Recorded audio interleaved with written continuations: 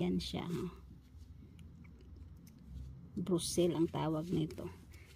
Mahal kaya to sa supermarket, Inday. O diba? Saan ka makakita nito mga Inday? Good afternoon guys. So for today's video, andito tayo sa aming greenhouse kasi may kukunin ako guys. So papakita ko sa inyo guys. Hindi siya nasira. Still winter ngayon pero ang weather natin is super init. Diba? So ito guys. Ayan siya. Violet siya. Yung green. Ang cute nila guys. Mayroon pa doon. Kahit pa paano mayroon tayong makukuha or makakain. Diba? Hindi ko akalain na magbunga siya guys. Kasi nga super lit na itong naitanim ko. Akalain ko naman mabilis lang siya gaya ng broccoli tsaka cauliflower. So ito yung aking mga pichay. Nakuhaan ko na siya ng isang araw guys. Ayan o. Diba may mga pichay pa ako konti. Kita niya. Pang sabaw guys ni at least mayroon diba. So manguha na tayo. Start na tayo maguha. May mga malalaki siya. Uy oh. Ayun. Ikuhaan kaya natin ng mga dahon para mabilis nating makuha.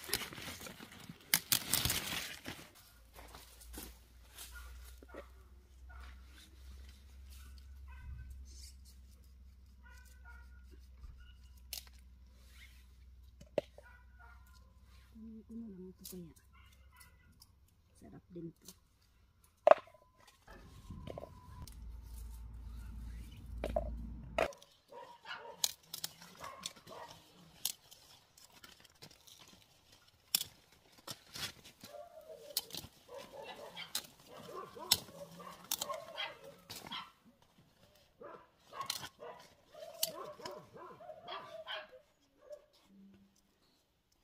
Maliliit pa siya. Guys, kunin ko lang. Parang naman siyang cabbage, guys. Ito. Pa. O baka ito lang talaga yung variety niya, maliliit. Kita niyo ba? Ito malaki na siya.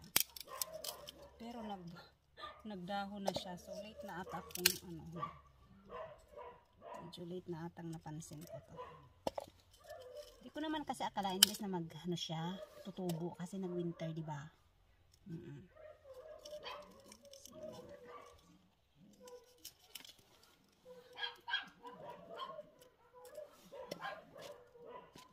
Kunin ko kaya ito iba. Ito na lang. Pwede pala ikamay oh. Pak.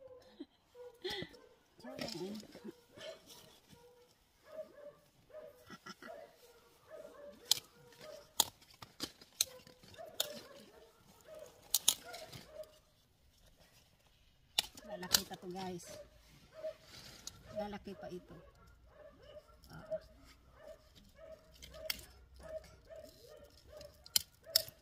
Ako lang naman kumakain nito kasi hindi sila pala kain. Oo, ako lang. Kaya hindi ko siya ubusin lahat para meron ako next time. So ito guys, maliliit pa siya ang iba. So di ko muna siya tanggalin no. So guys, mga ko siya, marami din akong naitanim dito.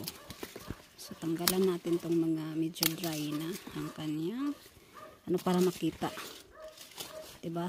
At may kaginhawa kung sa pa hindi siya masuffocate. Ayan, maliliit pa siya guys. So ang cute nila, diba? Oh my god, nagdahon naman ito. Tanggalin ko na nga to. Nag-start na pala itong dahon. Hindi ko napansin. Katangahan mo Inday. Kasi hindi ko tinanggalan ng mga dahon. Kasi dapat pala tanggalan ng dahon para makita siya kung ready na ba ma-harvest o hindi. Ayun tuloy na. Ano na siya? Tanggalan natin ito.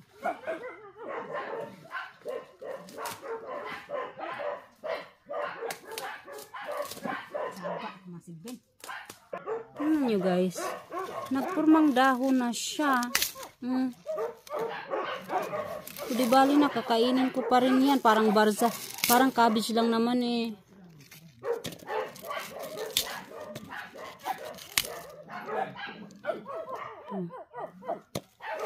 Diba?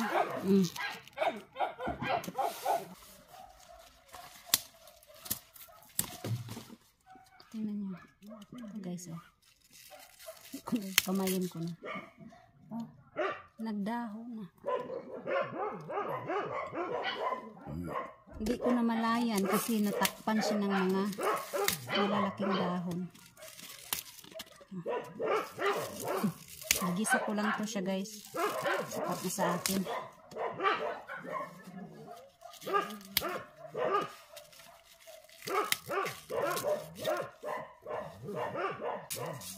Apa?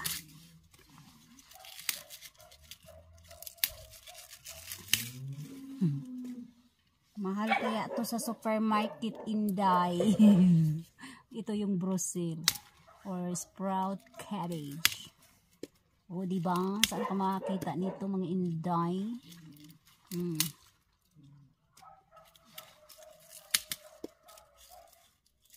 Ayaw lang pala ikamay, oh. Tanggalin ko na tong sa baba kasi ano na siya, nagdahon na tuloy. Hindi ko napansin. Oh.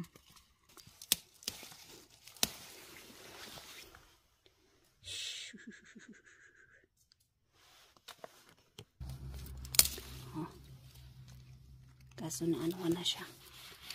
Pwede lang yan. Basta pa, oh.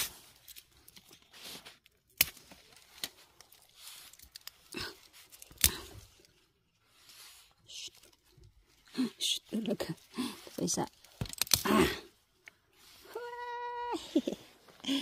Okay, ayan na. Dami na, guys. Uwi na tayo, uwi.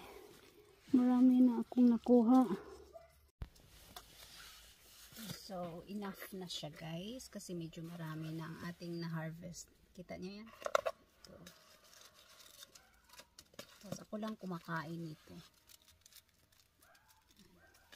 So, dalawang klase, violet at saka green ang ating na-harvest.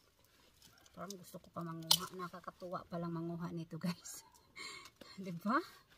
Oh, bongga ang ating harvest for today. At saka, guys, aside from that, mayroon pa akong cauliflower.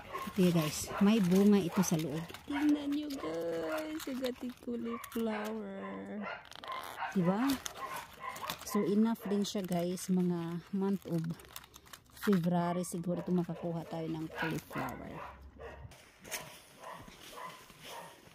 May mga uod siya, dahon lang naman. Pero yung sa ano, may bunga, hindi naman siya inuud. Ayan, oh. Kita nyo. Diba? Ma-harvest pa ito natin. Tsaka ito, mayroon din siyang bunga. Ayan, may mga bunga yan siya, guys. So, ito yung itsura ng aming garden. Update ko na lang din kayo, guys. Ayan, ah. Kailangan lang namin bungkalin ang lupa para ready na tayo magtatanim ulit.